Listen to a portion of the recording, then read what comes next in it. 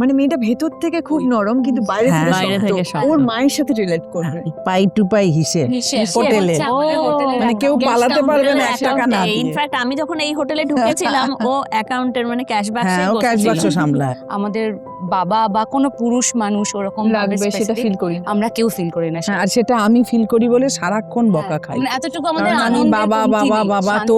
তোর বাবা সেটা ওরা খুব রাগ করে, কিন্তু আমার ওই আগের মনোভাব যে তোর বাবা আছে, কোথাও না কোথাও তো আছে। আমি একটা কথা তোমাকে জিজ্ঞাসা করি, এই যে ধরো এই সামাজিক পরিস্থিতি যেখানে একটি বাচ্চা মেয়ে বঞ্চিত হলো তার বাবার একটা ডিসিশনের জন্য, ছেড়ে চলে যাওয়ার ডিসিশন, এবং তুমি দেখলে যে তোমার বোনেরা কিন্তু স্কুলে যাচ্ছে, এটা কি একজন বড় মেয়ে হিসেবে তোমার কাছে কখনো সেই বোধটা এসেছে যে আমার পড়াশোনাটা হলো না?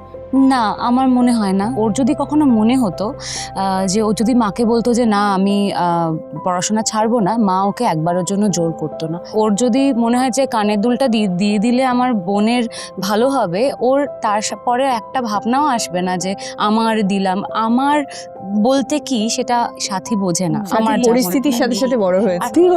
সাথী হলো বুক ফাটে তো মুখ ফোটে না, আর এটা সেই একটা মুখ ফোটাটা হয়তো কোথাও সেইটা মুখ ফাটে না, সেই মুখটা ফোটে না জমে। কিন্তু ওর তাতে কোনো কষ্ট নেই, সবাই বোঝে। স্নেহার আর কি একটা ডায়লগ আমি বলতে চাই যে আমরা 5 জন মেয়ে, আমাদের একজন মাসি আছে বাসন্তী মাসি, যে মায়ের সে আমার মায়ের মতোই ওদের, মায়ের বোনের মতো দেখে, মায়ের সমস্ত কাজে মাকে হেল্প করে। তো সব মিলিয়ে 5টা মহিলা বলে একটা মুঠো আর কি। তো একটা আঙুল টাচ করলে পুরো মুঠো দিয়ে ঘুষি যাবে আর কি, এটা ওর কথা। আমরা এই মন্ত্রে বাঁচি বলা যেতে পারে আমরা সবাই। তোমার তো একজনের সঙ্গে দেখা হয়েছে, সদ্য পরিচয় হয়েছে, তাই না? তো আমরা তো নতুন জুটির অপেক্ষায় আছি। হ্যাঁ, নতুন জুটির অপেক্ষায় অবশ্যই দর্শকও আছে। দেখো, স্বস্তিকা সৌম্যর হয়তো সেরকম ভাবে এখনো অবধি সিন করা হয়নি বলে দুজনকে চিনে উঠতে পারেনি, কিন্তু এখানে রাজা স্নেহার কেমিস্ট্রিটা একটু অন্যরকম ভাবে দেখানো হবে। রাজা যখন ফার্স্ট স্নেহাকে দেখবে তখন কিন্তু ওই স্নেহা লড়ছে কারোর সাথে, সেই সময় ফার্স্ট দেখবে। তো ওখানে কি কোথাও ও দেবী দুর্গাকেও দেখবে, তার সঙ্গে সঙ্গে ওর লাভ অ্যাঙ্গেল থেকেও দেখবে। আর রাজার না ওই লড়াকু মেয়েটাকে পছন্দ, একদম। ওই মেয়েটাকে মানে চায়। মেয়েটা ভেতর থেকে খুব ওইটা। নরম কিন্তু বাইরে হ্যাঁ, বাইরে থেকে থেকে শক্ত। শক্ত। ওর মায়ের সাথে রিলেট করবে। তো আমি এবারে এই যে ছোট্ট মেয়েটি আমার পাশে বসে আছে অনেকক্ষণ, হ্যাঁ হ্যাঁ, সোমা কিন্তু ও মানে চুপা রুস্তম, ও একদম কোথা দিয়ে যে ওর প্রতিভাটা বেরিয়ে পড়বে সেটা কেউ জানে না। তোমার চরিত্রটা নিয়ে বলো। সিন্স আমি লাস্ট বর্ন, মানে আমি সব থেকে লেটে এসছি পরিবারে, আমি মায়ের স্ট্রাগলটা অতটা না দেখলেও বাবা যে ছেড়ে চলে গেছে সেটার জন্যে যে কতটা আমাদেরকে সহ্য করতে হয় সেটা আমি প্রত্যেক দিনই দেখছি। সেটার প্রতিবাদটা হয়তো দিদি করছে, হয়তো সহ্যটা বর্দি করছে। খেলাধুলো করতে ভালোবাসো? প্রচন্ডই ভালোবাসি, খেলাধুলায় চ্যাম্পিয়ন বলতে গেলে, আর পড়াশোনাতেও আছি।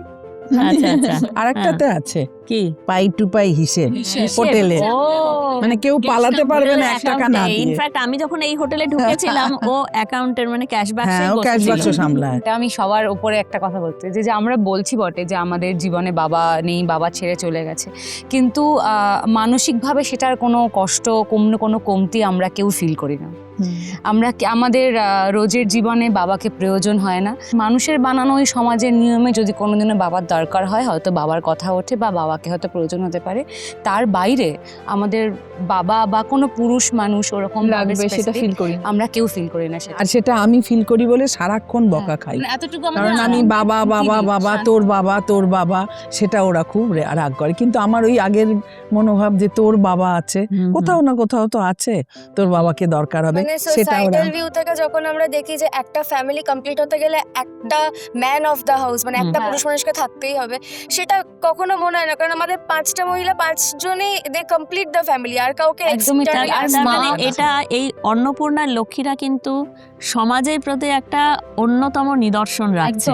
আমাদের যে পুরনো ধারণা যে পুরুষ মানুষ না হলে একটা সংসার গঠন হয় না, সেটাতে হাতুড়ির ঘা মারছে। আমার শেষ প্রশ্ন থাকবে অন্নপূর্ণার জন্য।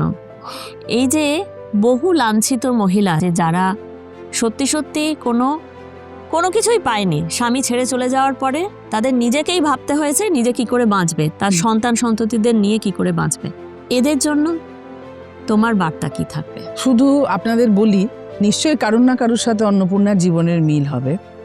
অন্নপূর্ণা হিসেবেই বলি, পিছিয়ে পড়বেন না, জীবনে সৎ থাকবেন, পরিশ্রম করবেন, আর কর্ম করে গেলে তার ফল আমরা পাবই। ওপরে ঈশ্বর আছেন আর সঙ্গে সন্তানরা আছে, কন্যা সন্তান পুত্র সন্তান যাই হোক না কেন, তারাই তো আমাদের হাতের লাঠি, তারাই সব কিছুর জবাব দিয়ে দেবে। শুধু শক্ত থাকতে হবে, এই 5টা আঙুল এক জায়গায় রাখবেন। কতটা কঠিন ছিল অন্নপূর্ণার জীবন, আর কিভাবে সহজ ছন্দে ফিরছে সেই অগোছালো জীবনখানা। এই অন্নপূর্ণার লক্ষ্মীরা অন্নপূর্ণার পাশে আছে বলেই তাদের জীবনটা সহজ সরল গতিতে এগিয়ে চলেছে। এই পুরো গল্পটা জানার জন্য আপনাদের কিন্তু চোখ রাখতেই হবে আপনাদের প্রিয় চ্যানেল জি বাংলার পর্দায়। 1 জুন থেকে সন্ধ্যে 7টায় আসছে অন্নপূর্ণার লক্ষ্মীরা। এক সাধারণ মা ও তার 3 মেয়ের এক অসাধারণ গল্প, অন্নপূর্ণার লক্ষ্মীরা, নিয়ে আসছি আমরা। চোখ রাখুন জি বাংলার পর্দায়। সেট বলতে আমার যেন কেমন অস্বস্তি হচ্ছে, মানে এটা যেন একদম রিয়েল কোনো হেসেলে আমি ঢুকে হেসেলে পড়েছি। এবং হোটেলে ঢুকে পড়েছি। একদম একদম। এরপর রাস্তা, তারপরেই কিন্তু আমার উঠোনওয়ালা একটা সুন্দর বাড়ি। অন্নপূর্ণার লক্ষ্মীরা আজ থেকে সন্ধ্যে 7টায় জি বাংলায়।